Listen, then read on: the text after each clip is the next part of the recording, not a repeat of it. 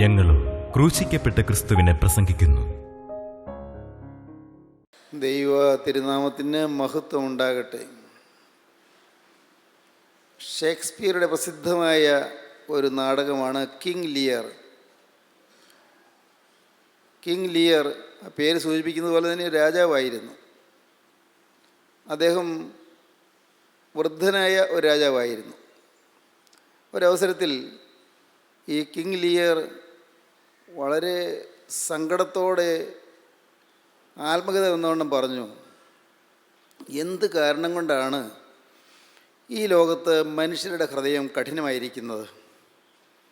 ദുഷ്ടതയും വക്രതയും ക്രൂരതയും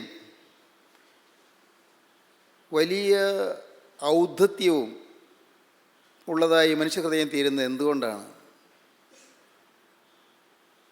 ആ ചോദ്യത്തിന് മറുപടി പറയാൻ ആർക്കും സാധിക്കുകയില്ല, സാധിച്ചിട്ടുമില്ല. മനുഷ്യഹൃദയം ഇന്ന് ദുഷ്ടത നിറഞ്ഞതാണ്. മനുഷ്യഹൃദയം ഇന്ന് കഠിനമാണ്, ക്രൂരമാണ്.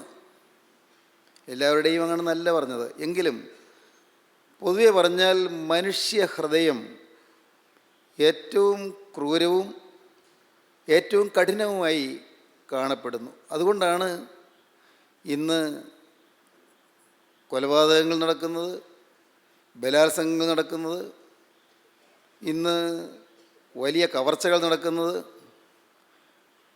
ഇന്ന് ഹോസ്റ്റലുകളിൽ, കോളേജ് ഹോസ്റ്റലുകളിൽ റാഗിങ് നടക്കുന്നത്, ക്രൂരതകൾ, ഏറ്റവും ഹീനമായ മ്ലേച്ഛമായ കൊള്ളുതായ്മകളെല്ലാം നടമാടുന്നു. ഇന്ന് അനേകം ആളുകൾ, പ്രത്യേകിച്ച് യുവാക്കന്മാർ പോലും യുവത്വത്തിലേക്ക് കാലം ഊന്നുമ്പോൾ മുതലേ മദ്യത്തിൻ്റെ അടിമകളായിത്തീരുന്നു, കഞ്ചാവിൻ്റെ അടിമകളായിത്തീരുന്നു, മയക്കുമരുന്ന് ഉപയോഗിക്കുന്നവരായിത്തീരുന്നു. സാത്താന്യ സേവ എന്നൊക്കെ പറയുന്ന ക്രൂരമായ, ബീഭത്സമായ, ജുഗുപ്സാവഹമായ പല കാര്യങ്ങളിലും ഇന്ന് യുവാക്കന്മാർ ചെന്നപ്പെട്ട് അവർ പെടയുന്നു എന്ന് അവരറിയാതെ അവർ പെടഞ്ഞുകൊണ്ടിരിക്കുന്നു. എന്തുകൊണ്ട് ഈ ക്രൂരതകൾ? മനുഷ്യഹൃദയം ഇന്ന് ഔദ്ധത്യമുള്ളതാണ്, അഹങ്കാരമുള്ളതാണ്. അഹങ്കാര ഹൃദയം, ഞാൻ എന്തോ ആണ് എന്ന തോന്നലാണ് മനുഷ്യനെ നശിപ്പിച്ചുകൊണ്ടിരിക്കുന്നത്. പണത്തിൻ്റെ, പ്രതാപത്തിൻ്റെ മേന്മ കൊണ്ട് അഹങ്കരിക്കുന്ന ആളുകളുണ്ട്. ആളുകളുടെ ബഹുമതിയും മാന്യതയും ലഭിക്കുന്നു എന്നുള്ളതിൽ സന്തോഷിക്കുകയും അഭിമാനിക്കുകയും ചെയ്യുന്ന ആളുകളുണ്ട്. ബഹുജനങ്ങളുടെ പിന്തുണ എനിക്കുണ്ട് എന്ന് അവകാശപ്പെട്ടുകൊണ്ട് അതിൽ ഔദ്ധിത്യമുണ്ട് അഹങ്കാരത്തോടെ സംസാരിക്കുകയും പ്രവർത്തിക്കുകയും ചെയ്യുന്ന ആളുകളുണ്ട്. നാം തിരുവചനത്തിലേക്ക് വരുമ്പോൾ അതൊരു വലിയ കെണിയാണ് എന്നാണ് കാണുന്നത്. അഹങ്കാരം ഒരു വലിയ കെണിയാണ് എന്ന്. കെണി, മനുഷ്യനെ നശിപ്പിക്കുന്ന ഒരു വലിയ കെണിയാണ് അഹങ്കാരം. ജീവിതത്തെ തകർത്തു കളയും. ഏത് പുസ്തകം വായിക്കുമ്പോൾ കാണാം, ദാവീദ് ആ കെണിയിൽ അകപ്പെട്ടു. ദാവീദ് രാജാവ് അഹങ്കരിക്കാനിടയായി. എത്രയോ താണൊരവസ്ഥയിൽ നിന്നാണ് ദാവീദ് ഉയർന്നു വന്നത്. വെറും ഒരു ആടുനോട്ടക്കാരനായി കാട്ടിലെ മലഞ്ചെരുവിലൂടെ ആടുകൾ പുറകെ നടന്ന ആട്ടിടയനായ ദാവീദ് കൊട്ടാരത്തിലെത്തി, രാജധാനിയിലെത്തി, സിംഹാസനത്തിലിരുന്നു, രാജകിരീടം ചൂടി, രാജകീയമായ അധികാരത്തിന് ചെങ്കോൽ വഹിച്ചു, രാജകീയമായ പ്രതാപത്തോടെ കഴിഞ്ഞു. ദാവീദ് അറിയാതെ അഹങ്കരിച്ചു. അഹങ്കാരം വരുമ്പോഴാണ് മറ്റ് പാപങ്ങൾ വരുന്നത്. അഹങ്കാരത്തിൽ നിന്നാണ് പല പാപങ്ങളും ഉത്ഭവിക്കുന്നത് പോലും. ദാവീദ് അഹങ്കരിച്ചു. ദാവീദ് ആ കെണിയിൽ വീഴുന്നതിന് കാരണമായ അഹങ്കാരം, അത് പ്രകടമായത് ജനത്തെ ഒന്ന് എണ്ണി നോക്കണമെന്ന് തോന്നിയതിലാണ്. എൻ്റെ കൂടെ എത്ര പേരുണ്ട്, ഇസ്രായേലിലെ ജനം എത്രയുണ്ട്, കൂടെ നിൽക്കാൻ എത്ര പേരുണ്ട് എന്ന് ഒന്ന് കാണണമെന്ന്, അറിയണമെന്ന്. എന്ന് പറഞ്ഞാൽ ഒട്ടേറെ പേരെനിക്ക് അനുയായികളായിട്ടുണ്ട്, ഞാൻ പറഞ്ഞാൽ അനുസരിക്കുവാനുണ്ട് എന്നുള്ള ഒരു അഹങ്കാര ചിന്തയാണ് ദാവീദിനെ ആളുകളെ എണ്ണുവാൻ പ്രേരിപ്പിച്ചത്. ദാവീദ് അതിനൊരുങ്ങിയപ്പോൾ വാസ്തവത്തിൽ ദാവീദിന് ഒരു നല്ല ഉപദേശം ലഭിച്ചതാണ്. നീ എന്തിനതിനൊരുങ്ങുന്നു എന്ന് ദാവീദിനോട് ചോദിച്ചു. ദാവീദിൻ്റെ വളരെ പ്രിയപ്പെട്ട സൈന്യനായകനായ യോവാബ് തന്നെ ചോദിച്ചു, അങ്ങ് ഇങ്ങനെ ചിന്തിക്കുന്നത് ശരിയല്ല. തിരുവചനം വായിക്കുമ്പോൾ നമുക്ക് കാണാം, ദിനവൃത്താന്ത പുസ്തകം 21 അധ്യായം ആദ്യത്തെ വാക്യങ്ങൾ നമുക്ക് വായിക്കാം. ശമൂവേൽ പ്രവാചകൻ്റെ 2 പുസ്തകം 24 അധ്യായം 1 വാക്യങ്ങളിലും ഇതേ കാര്യം തന്നെ കാണാം. ആദ്യം നമുക്ക് 1 ദിനവൃത്താന്തം 21 ആദ്യ വാക്യങ്ങൾ. അനന്തരം സാത്താൻ ഇസ്രായേലിന് വിരോധമായി എഴുന്നേറ്റ് ഇസ്രായേലിനെ എണ്ണുവാൻ ദാവീദിന് തോന്നിച്ചു. ദാവീദ് യോവാബിനോടും ജനത്തിൻ്റെ പ്രഭുക്കന്മാരോടും, നിങ്ങൾ ചെന്ന് ബേർശേബ മുതൽ ദാൻ വരെ ഇസ്രായേലിനെ എണ്ണി അവരുടെ സംഖ്യ ഞാൻ അറിയേണ്ടതിന് കൊണ്ടുവരുവീനെന്ന് പറഞ്ഞു. അതിന് യോവാബ്, യഹോവ തന്റെ ജനത്തെ ഉള്ളതിൽ 100 ഇരട്ടിയായി വർദ്ധിപ്പിക്കട്ടെ. എങ്കിലും എൻ്റെ യജമാനായ രാജാവേ, അവരൊക്കെയും യജമാൻ്റെ ദാസന്മാരല്ലയോ? യജമാനൻ ഈ കാര്യം അന്വേഷിക്കുന്നത് എന്ത്? ഇസ്രായേലിന് കുറ്റത്തിൻ്റെ കാരണമായി തീരുന്നത് എന്തിന് എന്ന് പറഞ്ഞു. ദാവീദ് യോവാബിനോട് ആളുകളുടെ എണ്ണ എടുക്കാൻ പറഞ്ഞപ്പോൾ യോവാബ് ഒരു ഉപദേശം കൊടുക്കുകയാണ്. യോവാബ് പറയുകയാണ്, ആദ്യം നാം വായിക്കുന്ന ഇങ്ങനെയാണ്: ഇസ്രായേലിനെ എണ്ണുവാൻ ദാവീദിന് തോന്നിച്ചു. ആര് തോന്നിച്ചു? സാത്താൻ തോന്നിച്ചു.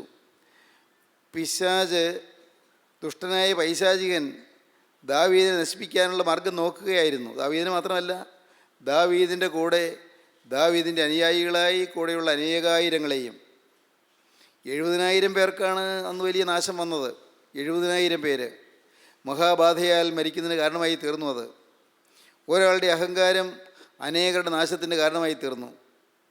ഒരു ജനനേതാവിൻ്റെ അഹങ്കാരം അനേകരുടെ നാശത്തിന് കാരണമായി തീർന്നുവെന്ന് വേദപുസ്തകം വ്യക്തമായി പഠിപ്പിച്ചു തരികയാണ്.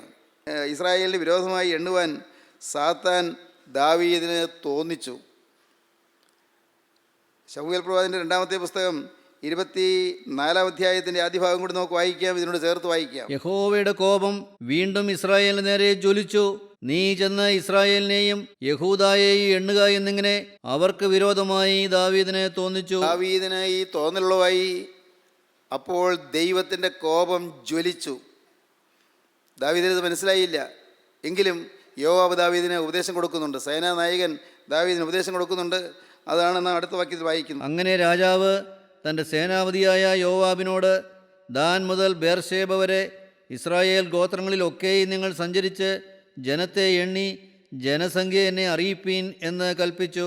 അതിന് യോവാബ് രാജാവിനോട്, യജമാനായ രാജാവിൻ്റെ കാലത്ത് തന്നെ നിന്റെ ദൈവമായ യഹോവ ജനത്തെ ഇപ്പോൾ ഉള്ളതിൽ 100 ഇരട്ടി വർദ്ധിപ്പിക്കട്ടെ. എങ്കിലും യജമാനായ രാജാവ് ഈ കാര്യത്തിന് താല്പര്യപ്പെടുന്നത് എന്തിന് എന്ന് പറഞ്ഞു. യജമാനായ രാജാവ് ഇങ്ങനൊരു കാര്യത്തിന് താല്പര്യപ്പെടുന്നത് എന്തിന് എന്ന് പറഞ്ഞു. ഇംഗ്ലീഷ് ബൈബിൾ വായിക്കുമ്പോൾ കാണാം, but you have no right to rejoice in their strength. ജനത്തിൻ്റെ ശക്തിയിൽ നിനക്ക് സന്തോഷിപ്പാൻ ഒരവകാശവുമില്ല എന്ന് യോവാബ് പറയുകയാണ്. രാജാവ് എന്താണ് ഇങ്ങനെ ചെയ്യുന്നത് എന്നല്ല യോവാബ് പറയുന്നത്, കുറച്ചുകൂടി കരുത്തോടെ പറയുന്നത്. യു ഹാവ് നോ റൈറ്റ്, നിനക്കൊരവകാശവുമില്ല. You have no right to rejoice in the strength. ജനത്തിൻ്റെ പെരുപ്പത്തിൽ, ജനത്തിൻ്റെ ശക്തിയിൽ നിനക്കൊരവകാശവുമില്ല. എല്ലാം ദൈവത്തിൻ്റെ ജനമാണ്, ദൈവത്തിൻ്റെ വകയാണ്. ഒരിക്കലും നീ അഹങ്കരിക്കരുത് എന്ന് സൂചനയോടുകൂടി നിനക്കതിന് അവകാശമില്ല എന്ന് വ്യക്തമായ മുന്നറിയിപ്പ് യോവാബ് കൊടുത്തു. എന്നാൽ ദാവീദ് വഴങ്ങിയില്ല. വലിയ മഹാബാധ തട്ടി, ജനത്തിൻ്റെ മേൽ വലിയ ബാധ വന്നു. ദൈവത്തിൻ്റെ കോപം ജ്വലിച്ചു. 70,000 പേര് സംഹരിക്കപ്പെട്ടു. പ്രിയപ്പെട്ടവരെ, നമ്മുടെ ജീവിതത്തിൽ അഹങ്കാരം വരുന്നത് മൂലം ഒട്ടേറെ പ്രതിസന്ധികൾ നമ്മുടെ കുടുംബത്തിലുണ്ടാകാം, നമ്മുടെ സമൂഹത്തിലുണ്ടാകാം, നമ്മുടെ സഭയിലുണ്ടാകാം, നമ്മുടെ ദേശങ്ങളിലുണ്ടാകാം. ആരെങ്കിലും ഒരാൾ അഹങ്കരിച്ചാൽ അതിന് ദൂഷ്യഫലങ്ങൾ മറ്റുള്ളവർക്ക് കൂടി ബാധകമായി തീരും എന്ന് നാം മനസ്സിലാക്കിയിരിക്കണം. ഒന്ന് ചിന്തിച്ചാൽ നമുക്ക് മനസ്സിലാക്കാനേ ഉള്ളൂ നമുക്ക് എന്താണ് അഹങ്കരിക്കാനുള്ളത്. ഒരു ദിവസം ഒന്ന് ആരോഗ്യത്തോടെ ജീവിപ്പാൻ സാധിക്കണമെങ്കിൽ ദൈവത്തിൻ്റെ കൃപ വേണം. ഒരു ദിവസം ഒന്ന് രാവിലെ എഴുന്നേൽക്കാൻ സാധിക്കണമെങ്കിൽ ദൈവത്തിൻ്റെ കൃപ വേണം. ഒരു ദിവസം ഒന്ന് എഴുന്നേറ്റ് നടക്കാൻ സാധിക്കണമെങ്കിൽ ദൈവത്തിൻ്റെ കൃപ വേണം. അതല്ലേ നാം ദിനംപ്രതി കാണുന്നത്. ഉറങ്ങാൻ കിടന്നു, രാവിലെ എഴുന്നേൽക്കുന്നില്ല, എപ്പോഴോ ജീവൻ പോയി. ധാരാളം കേൾക്കുന്നില്ലേ? ഉറങ്ങാൻ കിടന്നു, രാവിലെ ജീവൻ പോയിട്ടില്ല, പക്ഷെ എഴുന്നേറ്റ് നടക്കാൻ സാധിക്കുന്നില്ല, എഴുന്നേറ്റിരിക്കാൻ സാധിക്കുന്നില്ല, ശരീരം തളർന്നു പോയി. നാം കാണുന്നില്ലേ? ഇതെല്ലാം നമ്മുടെ ചുറ്റുപാട് നാം കണ്ടുകൊണ്ടിരിക്കുകയല്ലേ? ദിനംപ്രതി എന്നോണം നാം കാണുകയല്ലേ? ചിന്തിച്ച് നോക്കിയാൽ അറിയാം, അഹങ്കരിക്കാൻ നമുക്കൊന്നുമില്ല. ദൈവം തമ്പുരാൻ തന്നതുകൊണ്ട് മാത്രം നാം ഇന്ന് ആയുസ്സോടെ ഈ ഭൂമിയിൽ നിൽക്കുന്നു. ദൈവം ആരോഗ്യം തന്നതുകൊണ്ട് നാം ജീവിക്കുന്നു. നമുക്ക് ലഭിച്ച യാതൊന്നിലും നമുക്ക് അഭിമാനിക്കാനില്ല. നമുക്ക് ഒരു കാരണവശാലും നിഗളിക്കാനുമില്ല. നമ്മുടെ വിദ്യാഭ്യാസം, നമ്മുടെ വരുമാനം, നമ്മുടെ കുടുംബം, നമ്മുടെ ആരോഗ്യം, നമ്മുടെ മക്കൾ, നമ്മുടെ സാഹചര്യങ്ങൾ, നമുക്കുള്ള ചുറ്റുപാടുകൾ, ഒന്നിലും നമുക്ക് അഹങ്കരിക്കാനില്ല എന്നുള്ളത് പരമസത്യം. പ്രിയപ്പെട്ടവരെ, പാട്ടുകാരൻ പാടും, തന്നതല്ലാതെ ഇല്ല എനിക്ക് ഒന്നും എന്നീശോ. എൻ്റെ കർത്താവേ, നീ തന്നതല്ലാതെ എനിക്ക് ഒന്നുമില്ല. എല്ലാം ദാനം, എല്ലാം നിൻ്റെ ദാനം, നിൻ്റെ ദാനം മാത്രം. കൃപ മാത്രം. കൃപ എന്ന ആ മഹത്വമേറിയ വാക്കിൻ്റെ ആശയം നാം ഉൾക്കൊണ്ടുകൊണ്ട് എളിമപ്പെടുകയാണെങ്കിൽ നമുക്ക് വളരാം, നമുക്ക് ഉയരാം. അഹങ്കരിച്ച മറ്റൊരു രാജാവാണ് ദാനിയേൽ പ്രവാചകൻ്റെ പുസ്തകം 5-ാം അധ്യായത്തിൽ കാണുന്ന ബേൽശസ്സർ രാജാവ്. ദാനിയേൽ പ്രവാചകൻ്റെ പുസ്തകത്തിൽ നെബൂഖദ്നേസർ രാജാവിനെക്കുറിച്ച് പഠിക്കുന്നുണ്ട്. അത് ബാബിലോണിയ ചക്രവർത്തിയായ നെബൂഖദ്നേസർ വളരെ പരാക്രമശാലിയായിരുന്നു, വിശ്രുതനായിരുന്നു, മഹാനുമായിരുന്നു. ഒട്ടേറെ രാജ്യങ്ങൾ കീഴടക്കി ബാബിലോണിയൻ സാമ്രാജ്യത്തിൻ്റെ ഉയർന്ന പദവിയിലിരുന്ന് വളരെ പ്രസിദ്ധനായ ചക്രവർത്തിയായിരുന്നു നെബൂഖദ്നേസർ അഹങ്കരിച്ചു. അതിൻ്റെ ഫലമായി അദ്ദേഹം മൃഗപ്രായനായി തീർന്നു. മൃഗങ്ങളെപ്പോലെ കാട്ടിൽ വസിക്കേണ്ടി വന്നു, മൃഗങ്ങളെപ്പോലെ പുല്ല് തിന്നേണ്ടി വന്നു. അതെല്ലാം ചരിത്രം സാക്ഷിക്കുന്നു, വേദപുസ്തകം എടുത്ത് പറയുന്നു. എന്നാൽ നെബൂഖദ്നേസർ രാജാവിൻ്റെ ശേഷം പിന്നീട് ഭരിച്ചത് ബേൽശസ്സർ രാജാവാണ്. ബേൽശസ്സർ രാജാവ് അത്ര തന്നെ പ്രബലനായ ചക്രവർത്തി ആയിരുന്നില്ല. നെബൂഖദ്നേസറിനെ പോലെ അത്രയും പ്രശസ്തനുമായിരുന്നില്ല. പക്ഷേ അഹങ്കാരത്തിൽ കുറഞ്ഞവനായിരുന്നില്ല. വളരെ വലിയ അഹങ്കാരിയായിരുന്നു. നാം വേദപുസ്തകത്തിൽ വായിക്കുന്നത് ബേൽശസ്സർ രാജാവ് ഒരു വലിയ വിരുന്ന് കഴിച്ചു എന്നാണ്. വലിയൊരു വിരുന്ന്. മഹത്തുക്കളും രാജാവിൻ്റെ ഭാര്യമാരും രാജാവിൻ്റെ വെപ്പാട്ടികളും രാജാവിൻ്റെ സജീവന്മാരും രാജാവിൻ്റെ മന്ത്രിമാരും ദേശത്തിലെ പ്രഭുക്കന്മാരും എല്ലാവരും കൂടിയ വലിയൊരു വിരുന്ന് വളരെ ആഘോഷമായിട്ടാണ് നടത്തിയത്. നമുക്ക് വായിക്കാം, 5-ാം അധ്യായം 1-ാം വാക്യങ്ങൾ വായിക്കാം. ബേൽശസ്സർ രാജാവ് തൻ്റെ മഹത്തുക്കളിൽ 1000 പേർക്ക് ഒരു വലിയ വിരുന്നൊരുക്കി. അവർ കാണുകെ വീഞ്ഞു കുടിച്ചു. ബേൽശസ്സർ വീഞ്ഞു കുടിച്ച് രസിച്ചിരിക്കുമ്പോൾ തൻ്റെ അപ്പനായ നെബൂഖദ്നേസർ യെരൂശലേമിലെ മന്ദിരത്തിൽ നിന്ന് എടുത്തുകൊണ്ടുവന്നിരുന്ന പൊൻവെള്ളി പാത്രങ്ങളെ രാജാവും മഹത്തുക്കളും അവൻ്റെ ഭാര്യമാരും വെപ്പാട്ടികളും അവയിൽ കുടിക്കേണ്ടതിനായി കൊണ്ടുവരുവാൻ കൽപ്പിച്ചു. അങ്ങനെ അവർ യെരൂശലേമിലെ ദൈവാലയത്തിൻ്റെ മന്ദിരത്തിൽ നിന്ന് കൊണ്ടുവന്നിരുന്ന പൊൻപാത്രങ്ങളെ കൊണ്ടുവന്നു. രാജാവും മഹത്തുക്കളും അവൻ്റെ ഭാര്യമാരും വെപ്പാട്ടികളും അവയിൽ കുടിച്ചു. ദൈവസന്നിധിയിൽ ഉപയോഗിക്കപ്പെട്ടിരിക്കുന്നതായ ബഹുത്വമേറിയ പാത്രങ്ങളാണ് യെരൂശലേം ദേവാലയത്തിൽ നിന്ന് കവർന്നുകൊണ്ടുവന്ന് ഇപ്പോൾ ബേൽശസ്സർ രാജാവ് അതിൽ വീഞ്ഞ് പകരുന്നത്. വിശുദ്ധ പാത്രങ്ങളിൽ അശുദ്ധി പകർന്നു. വലിയ കൊടും ചെയ്തിയാണ് രാജാവ് ചെയ്തത്. വലിയ ഭയാനകമായ പാപമാണ് രാജാവ് ചെയ്തത്. വിശുദ്ധ പാത്രങ്ങൾ, ദേവാലയത്തിലെ ആരാധനയ്ക്ക് ഉപയോഗിച്ചിരുന്ന വിശുദ്ധ പാത്രങ്ങൾ, ആരാധനയ്ക്ക് ഉപയോഗിച്ചിരുന്ന പാത്രങ്ങളിൽ അശുദ്ധി പകർന്നു, മദ്യം പകർന്നു. പ്രിയപ്പെട്ടവരെ, അഹങ്കാരമാണ് കാണിച്ചത്. നെബൂഖദ്നേസർ രാജാവിൻ്റെ കാലത്ത് ഉണ്ടായിരുന്ന അഹങ്കാരത്തിൻ്റെ വിവരങ്ങളെല്ലാം, അതുകൊണ്ട് സംഭവിച്ചതായ വിനകളെല്ലാം നല്ലതുപോലെ മനസ്സിലാക്കിയ ആളാണ് ബേൽശസ്സർ രാജാവ്. പക്ഷേ ബേൽശസ്സർ രാജാവ് അല്പം പോലും എളിമപ്പെട്ടില്ല. മഹത്തുക്കളെല്ലാം വിളിച്ചു കൂട്ടി. വെപ്പാട്ടികളും ഭാര്യമാരും എല്ലാം കൂടിയിരിക്കുകയാണ്. 1000-ഓളം പേരുള്ള വലിയൊരു വിരുന്ന്.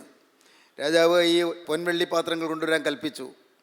നെബൂഖദ്നേസർ യെരൂശലേം ദേവാലയത്തിൽ നിന്ന് കവർന്നു കൊണ്ടുവന്ന പാത്രങ്ങളെല്ലാം കൊണ്ടുവന്നു. വിശുദ്ധ പാത്രങ്ങളിൽ അശുദ്ധി പകർന്നു. മാത്രമല്ല, ദേവന്മാരെ സ്തുതിച്ചു. സത്യദൈവത്തെ തിരിച്ചറിയാതെ, സത്യദൈവം അപ്പനായ നെബൂഖദ്നേസറിന് കൊടുത്തതായ പാഠങ്ങൾ മനസ്സിലാക്കാതെ, ദൈവത്തിൻ്റെ പരിശുദ്ധാത്മാവ് അപ്പനായ നെബൂഖദ്നേസറിന് കൊടുത്തതായ ഉപദേശങ്ങളോ പ്രബോധനങ്ങളോ ഈ മകനായ ബേൽശസ്സർ മനസ്സിലാക്കാതെ ബേൽശസ്സർ പാപം ചെയ്തു, അഹങ്കരിച്ചു. ഇന്ന് അനേകം പേരും വിശുദ്ധ പാത്രങ്ങളിൽ അശുദ്ധി പകരുന്നവരാണ്. നമ്മുടെ ശരീരം, വിശുദ്ധ പാത്രമാണ്. ഈ ശരീരം വിശുദ്ധി പകരാനുള്ള പാത്രമാണ്. ഈ ശരീരം ദൈവത്തിൻ്റെ ആരാധനയ്ക്ക് ഉപയോഗിക്കേണ്ടതാണ്. നമ്മുടെ നാവ് ദൈവത്തെ സ്തുതിക്കേണ്ടതാണ്. നമ്മുടെ ഹൃദയം ദൈവത്തെ ആരാധിക്കേണ്ടതാണ്. നമ്മുടെ മനസ്സ് ദൈവത്തെ വർണ്ണിക്കേണ്ടതാണ്. നമ്മുടെ ഓരോ ചലനത്തിലും ദൈവത്തിന് മഹത്വം കൊടുക്കേണ്ടതാണ്. ദൈവമേ നിനക്ക് സ്തുതി എന്ന വാക്ക് അഥവാ വന്നില്ലെങ്കിൽ പോലും ഹൃദയത്തിലെപ്പോഴും സ്തുതി ഉയർന്നുകൊണ്ടിരിക്കണം. എൻ്റെ ദൈവമേ നീ ഇല്ലാതെ ഞാൻ ആരുമില്ല, ഞാൻ പൂജ്യമാണെന്ന് കാണാൻ നമുക്ക് സാധിക്കുമ്പോഴാണ് ദൈവത്തിന് മഹത്വം കൊടുക്കുന്നത്. ഞാൻ ഒന്നുമില്ല, എനിക്കൊന്നുമില്ല, എൻ്റെ കർത്താവേ നീ ഇല്ലെങ്കിൽ ഞാൻ പൂജ്യമാണ് എന്നുള്ള വ്യക്തമായ ബോധ്യം ഹൃദയത്തിൻ്റെ അന്തരംഗത്തിൽ ഉണ്ടാകുമ്പോഴാണ് വാസ്തവത്തിൽ എളിമ എന്ന് പറയുന്നത് അത് നമുക്ക് അനുഭവമായി തീരുന്നത്. സ്നേഹിതരെ, നമ്മുടെ ജീവിതത്തിലേക്ക് നോക്കൂ. ഈ ശരീരം ഒരു വിശുദ്ധ പാത്രമാണ് എന്ന് നമുക്ക് തോന്നിയിട്ടുണ്ടോ? ദൈവത്തിൻ്റെ വിശുദ്ധി പകരുന്ന പാത്രമാണ് തോന്നിയിട്ടുണ്ടോ? പരിശുദ്ധാത്മാവ് അധിവസിക്കുന്ന പാത്രമാണ് തോന്നിയിട്ടുണ്ടോ? പരിശുദ്ധാത്മാവിൻ്റെ കുടിയിരിപ്പ് ഭവനമാണെന്ന് തോന്നിയിട്ടുണ്ടോ? പിതാക്കന്മാർ സൂത്ര നമസ്കാരത്തിൽ ചൊല്ലും, നാമും ചൊല്ലാറുണ്ട്, ശുദ്ധമുള്ള റൂഹ ശുദ്ധമുള്ളതിൻ്റെ കുടിയിരിപ്പിന് ഭവനങ്ങളാക്കി ഞങ്ങളെ നീ ചമയ്ക്കണമേ. ശുദ്ധമുള്ള റൂഹായുടെ ശുദ്ധമുള്ള കുടിയിരിപ്പ് ഭവനമായി നമ്മുടെ ശരീരം, നമ്മുടെ മനസ്സ്, നമ്മുടെ ഹൃദയം തീരേണ്ടതാണ്. അതാണ് ദൈവം നമ്മെക്കുറിച്ച് ആഗ്രഹിക്കുന്നത്. ഓരോ അണുവിലും ഓരോ കോശത്തിലും ദൈവസ്നേഹവും ദൈവവിശുദ്ധിയും തിങ്ങി നിൽക്കേണ്ടതാണ്. പ്രസംഗിച്ചാൽ പോരല്ലോ, നമ്മുടെ ജീവിതത്തിൽ ഇത് അനുവർത്തിക്കുമ്പോഴാണ് നാം ആത്മീയരായി മാറുന്നത്. നമ്മുടെ ജീവിതത്തിൽ ഒരക്ഷരത്തിൽ പോലും തെറ്റുപറ്റാൻ പാടില്ല, ഒരു ചലനത്തിൽ പോലും തെറ്റുപറ്റാൻ പാടില്ല, അശുദ്ധി നമ്മുടെ ജീവിതത്തിൽ പകരാൻ പാടില്ല. രാജാവിന് തെറ്റുപറ്റി, രാജാവ് വിശുദ്ധ പാത്രത്തിൽ അശുദ്ധി പകർന്നു. രാജാവ് അന്യ ദൈവങ്ങളെ ആരാധിച്ചു, അന്യദേവന്മാരെ സ്തുതിച്ചു. അങ്ങനെ രാജാവ് ഏറ്റവും ഹീനമായ പാതകം ചെയ്ത് അഹങ്കരിച്ചു കൊണ്ടിരിക്കുമ്പോൾ പെട്ടെന്ന് ഒരു കാഴ്ച കണ്ടു. രാജാവ് ഇരിക്കുന്നതിന് നേരെ എതിർവശത്തുള്ള ചുമരിന്മേൽ ഒരു കൈയെഴുത്ത്, ഒരു കൈപ്പത്തി ആദ്യം കണ്ടു. ആ കൈപ്പത്തി ചുമരിലെന്തോ എഴുതുന്നു. നോക്കി, രാജാവിന് വായിക്കാൻ പറ്റുന്നില്ല. രാജാവ് സൂക്ഷിച്ച് നോക്കി, അത് വ്യക്തമായിട്ടാണ് എഴുതുന്നത്. വ്യക്തമായിട്ട് തെളിഞ്ഞ അക്ഷരത്തിൽ എഴുതുകയാണ്. ഏതാനും അക്ഷരങ്ങൾ എഴുതുന്നു. ആ അക്ഷരങ്ങൾ ചേർത്ത് ഏതാനും വാക്കുകൾ. രാജാവ് അമ്പരന്നു, രാജാവ് പരിഭ്രമിച്ചു, രാജാവ് ഭയപരവശനായി. രാജാവ് ശരീരം വിറയ്ക്കാൻ തുടങ്ങി. രാജാവിൻ്റെ പ്രഭുക്കളും രാജാവിൻ്റെ മഹത്തുക്കളും രാജാവിൻ്റെ ഭാര്യമാരും എല്ലാവരും നോക്കി നിൽക്കെ രാജാവിൻ്റെ ശരീരം വിറയ്ക്കുന്നു. രാജാവ് വല്ലാതെ ഭയപരവശനായിരിക്കുന്നു. രാജാവ് ഭയപ്പാടോടെ പറഞ്ഞു, അതെന്താണ് കാണുന്നത്? ഒരു കൈപ്പത്തി കാണുന്നു, കൈപ്പത്തി എന്തോ എഴുതുന്നല്ലോ എന്ന് പറഞ്ഞു. കൈപ്പത്തി കാണുന്നു, ചുവരിൽ ഒരു എഴുത്ത് കാണുന്നു, ചുവരെഴുത്ത് കാണുന്നു. ദൈവത്തിന് സ്തോത്രം. പ്രിയപ്പെട്ടവരെ, രാജാവ് ഭയപരവശനായി അന്വേഷിച്ചു, ആരെങ്കിലും വായിക്കാമോ എന്ന്. ജ്ഞാനികൾ വന്നു, വിദ്വാൻമാർ വന്നു, മഹത്തുക്കൾ വന്നു, ആർക്കും വായിക്കാൻ കഴിഞ്ഞില്ല.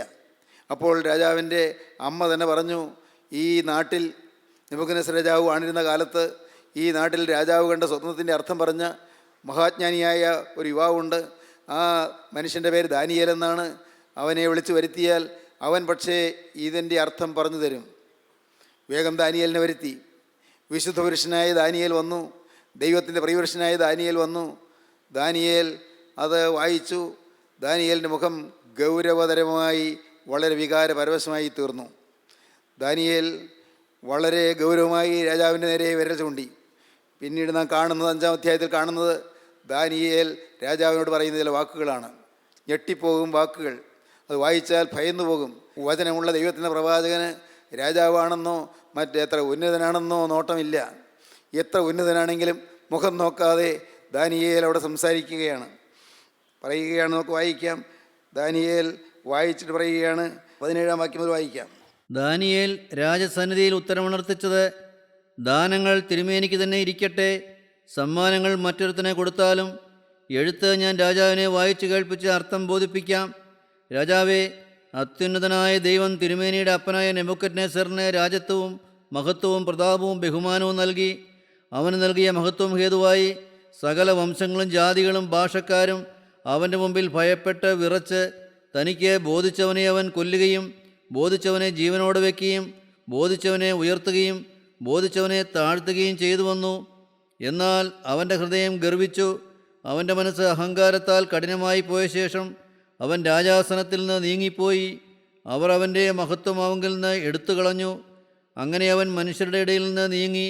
അവൻ്റെ ഹൃദയം മൃഗപ്രായമായി തീർന്നു. അവൻ്റെ പാർപ്പ് കാട്ടുകഴുതകളോടുകൂടി ആയിരുന്നു. അവനെ കാളയെപ്പോലെ പുല്ലുതീറ്റി. മനുഷ്യരുടെ രാജത്വത്തിന്മേൽ അത്യുന്നതനായ ദൈവം വാഴുകയും തനിക്ക് ബോധിച്ചവനെ അതിനെ നിയമിക്കുകയും ചെയ്യുന്നു എന്ന് അവൻ അറിഞ്ഞതുവരെ അവൻ്റെ ദേഹം ആകാശത്തിലെ മഞ്ഞുകൊണ്ട് നനഞ്ഞു. അവൻ്റെ മകനായ ബേൽശസ്സറെ ഇതൊക്കെയും അറിഞ്ഞിട്ടും തിരുമേനിയുടെ ഹൃദയത്തെ താഴ്ത്താതെ സ്വർഗസ്ഥനായ കർത്താവിൻ്റെ നേരെ തന്നെത്താൻ ഉയർത്തി. അവൻ്റെ ആലയത്തിലെ പാത്രങ്ങളെ അവർ തിരുമുമ്പിൽ കൊണ്ടുവന്നു. തിരുമേനിയും മഹത്തുക്കളും തിരുമനസ്സിലെ ഭാര്യമാരും വെപ്പാട്ടികളും അവയിൽ വീഞ്ഞു കുടിച്ചു. രാജാവേ, അങ്ങയുടെ അപ്പനായ നെബൂഖദ്നേസറിനുണ്ടായ അനുഭവങ്ങൾ നീ മറന്നു കളഞ്ഞു. നെബൂഖദ്നേസർ അഹങ്കരിച്ചുകൊണ്ട് വന്നതായ വിനകൾ നീ മറന്നു കളഞ്ഞു.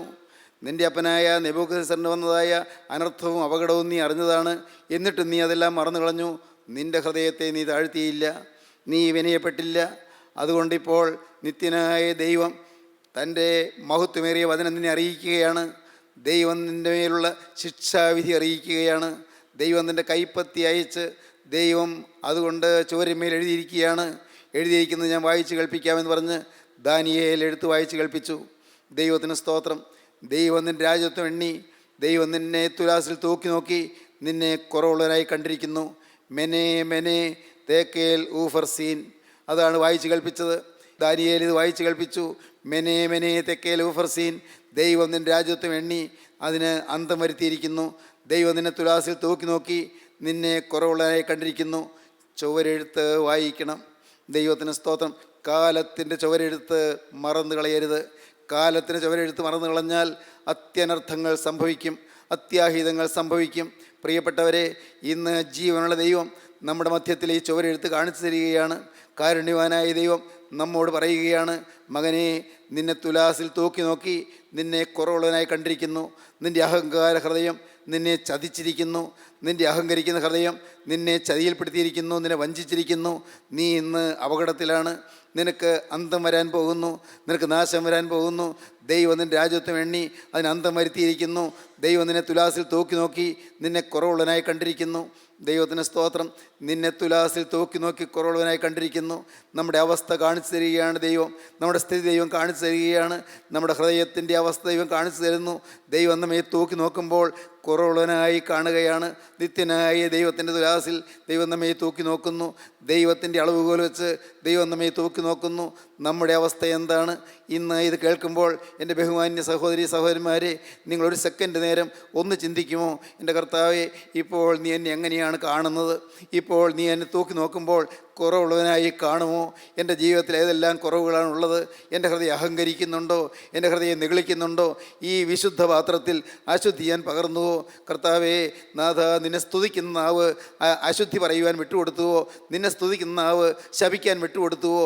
നിന്നെ സ്തുതിക്കുന്ന നാവ്, നിന്നെ വർണ്ണിക്കുന്ന നാവ്, നിന്നെ സാക്ഷിക്കുന്ന നാവ് എൻ്റെ കർത്താവേ കോപിക്കാൻ ഞാൻ വിട്ടുകൊടുത്തുവോ? എൻ്റെ കരുണയുള്ള കർത്താവേ, നിന്നെ പ്രകീർത്തിക്കേണ്ട നാവ്, നിൻ്റെ വചനം പറയേണ്ട നാവ്, കരുണയുള്ള കർത്താവിൻ്റെ മഹത്വം വർണ്ണിക്കേണ്ടതായ നാവ് ഇന്ന് വ്യാജം പറയുവാനും, ഇന്ന് അസൂയ പറയുവാനും, ഇന്ന് പരദൂഷണം പറയുവാനും, ഇന്ന് വൈരാഗ്യം പറയുവാനും, ഇന്ന് കൊള്ളയും കൊള്ളരുതായ്മയും അതിനുവേണ്ടി പ്രേരിപ്പിക്കുവാനുമായി എൻ്റെ നാവ് ഞാൻ വിട്ടുകൊടുക്കുന്നുണ്ടോ? സഹോദരങ്ങളെ, നിങ്ങൾ ചിന്തിക്കൂ. ദൈവത്തിന് സ്തോത്രം. നമ്മുടെ ജീവിതത്തിൽ ഇന്ന്, നമ്മുടെ കുടുംബത്തിലും നമ്മുടെ സമൂഹത്തിലും ഇന്ന് വന്നിരിക്കുന്ന കെടുതികൾ ഈ അഹങ്കാരം കൊണ്ടാണെന്ന് കാണാൻ കഴിയുന്നുണ്ടോ? നമ്മുടെ ഈ വിശുദ്ധ പാത്രത്തിൽ അശുദ്ധി എന്ന് വരുന്നുണ്ടോ? നിങ്ങൾ ദയവായി ചിന്തിക്കൂ. ഈ ശരീരത്തിലെ ഏതെങ്കിലും കോശത്തിൽ ഇന്ന് അശുദ്ധിയുണ്ടോ? നിങ്ങൾ ചിന്തിക്കൂ. പ്രിയപ്പെട്ടവരെ, ചിന്താമണ്ഡലം വിശുദ്ധമാണോ? വിചാരമണ്ഡലം വിശുദ്ധമാണോ? വികാരങ്ങൾ വിശുദ്ധമാണോ? നിങ്ങൾ ചിന്തിക്കൂ. ഓരോന്നോരോന്നായി നിങ്ങൾ പരിശോധിക്കൂ. എപ്പോഴാണ് നിങ്ങൾ മനസ്സിലാക്കുന്നത് ദൈവം നിന്നെ തുലാസിൽ തൂക്കി നോക്കി നിന്നെ കുറവുള്ളവനായി കണ്ടിരിക്കുന്നു? ദൈവം നിൻ്റെ രാജ്യത്വം എണ്ണി അതിന് അന്തം വരുത്തിയിരിക്കുന്നു. ഇന്നത് കേൾക്കുമ്പോൾ നിങ്ങൾ വിശ്വസിക്കൂ. അന്തം വരുത്തിയിരിക്കുന്നു പറഞ്ഞത് കരുണയുള്ള കർത്താവിൻ്റെ വചനമാണ്. എന്നാൽ ഇന്ന് കരുണയുള്ള കർത്താവ് നമുക്കൊരവസരം തരുന്നു, ഒരവസരം തരികയാണ്. ബേൽശസ്സർ രാജാവിന് അവസരം കിട്ടിയില്ല.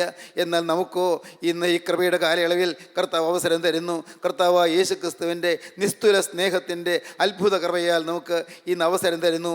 വേണമെങ്കിൽ നമുക്ക് മനം തിരിയാം, വേണമെങ്കിൽ നമുക്ക് മാനസാന്തരപ്പെടാം, വേണമെങ്കിൽ നമുക്ക് പാപത്തെ ഉപേക്ഷിക്കാം, ഈ ശരീരത്തെ വിശുദ്ധിക്ക് വേണ്ടി വിട്ടുകൊടുക്കാം.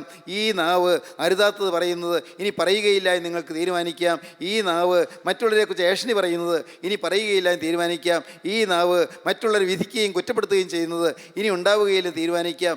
ഈ നാവ് വഴക്കടിക്കുന്നതും കലഹിക്കുന്നതും കോപിക്കുന്നതും ഇനി ഉണ്ടാകുകയില്ലെന്ന് തീരുമാനിക്കാം.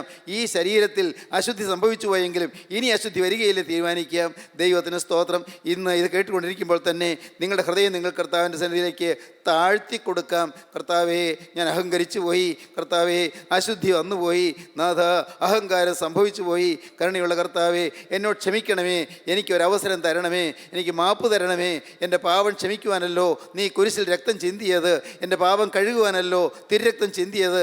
ഞാൻ വിശ്വസിക്കുന്ന കർത്താവേ, നിൻ്റെ തിരുരക്തത്താൽ എന്നെ കഴുകണമേ, എന്നെ വിശുദ്ധീകരിക്കണമേ, എന്നെ നിൻ്റെ മകനാക്കി തീർക്കണമേ, എന്നെ നിൻ്റെ മകളാക്കി തീർക്കണമേ, എന്നെ നിൻ്റെ രാജ്യത്തിൻ്റെ അവകാശിയാക്കി തീർക്കണമേ. എൻ്റെ പാപങ്ങളെല്ലാം ക്ഷമിച്ച് സ്വർഗീയ പൗരത്വം എനിക്ക് നൽകണമേ കർത്താവേ. നാഥ, ഈ ഭൂമിയിൽ ജീവിക്കുമ്പോൾ തന്നെ സ്വർഗത്തിൻ്റെ പൗരനായി ജീവിക്കുവാനുള്ള സൗഭാഗ്യം എനിക്ക് തരണമേ. ജാതി മത ഭേദമന്യേ കർത്താവേ, സഭാ സമുദായ വ്യത്യാസം കൂടാതെ ഏവരെയും സ്നേഹിക്കാനുള്ള ഒരു സ്നേഹമുള്ള ഹൃദയം എനിക്ക് തരണമേ. പ്രാർത്ഥിക്കുമോ നിങ്ങളിപ്പോൾ? ദൈവകരങ്ങളിലേക്ക് നിങ്ങൾ ഏൽപ്പിക്കുമോ? കുറവുകൾ നീക്കിത്തരുന്ന ക്രിസ്തുവിൻ്റെ കുരിശിൻ ചുവട്ടിലേക്ക് വന്ന് അഭയപ്പെട്ടുകൊണ്ട് നിലവിളിക്കുമോ? കർത്താവെ രക്ഷിക്കണമേ, നാഥ സഹായിക്കണമേ, യേശുവെ അനുഗ്രഹിക്കണമേ, എൻ്റെ മേൽ തൃക്കരം വയ്ക്കണമേ. നമുക്ക് സമർപ്പിക്കാം, നമുക്ക് പ്രാർത്ഥിക്കാം. കാരുണ്യവാനേ, മഹാപരിശുദ്ധനായ ഞങ്ങളുടെ സ്വർഗീയ പിതാവേ, ഈ അനുഗ്രഹ നിമിഷങ്ങൾക്കായി ഞങ്ങൾ നിന്നെ സ്തുതിക്കുന്നു. കർത്താവേ, ഞങ്ങളുടെ കുറവുകൾ ചൂണ്ടിക്കാണിച്ചു തരുന്ന കൃപയ്ക്കായി ഞങ്ങൾ നിന്നെ സ്തുതിക്കുന്നു. നാഥ, ഇനിയും രൂപാന്തരപ്പെടേണ്ടത് എവിടെയെല്ലാം വന്ന് ഞങ്ങൾ കാണിച്ചു തരുന്നതിനായി ഞങ്ങൾ നിന്നെ സ്തുതിക്കുന്നു. വിശുദ്ധീകരിക്കണമേ, തിരുരക്തത്താൽ കഴുകണമേ, തിരുനാമം മഹത്വപ്പെടുത്തണമേ. യേശു ക്രിസ്തുവിൻ്റെ സ്നേഹം നിറഞ്ഞ നാമത്തിൽ തന്നെ. ആമീൻ.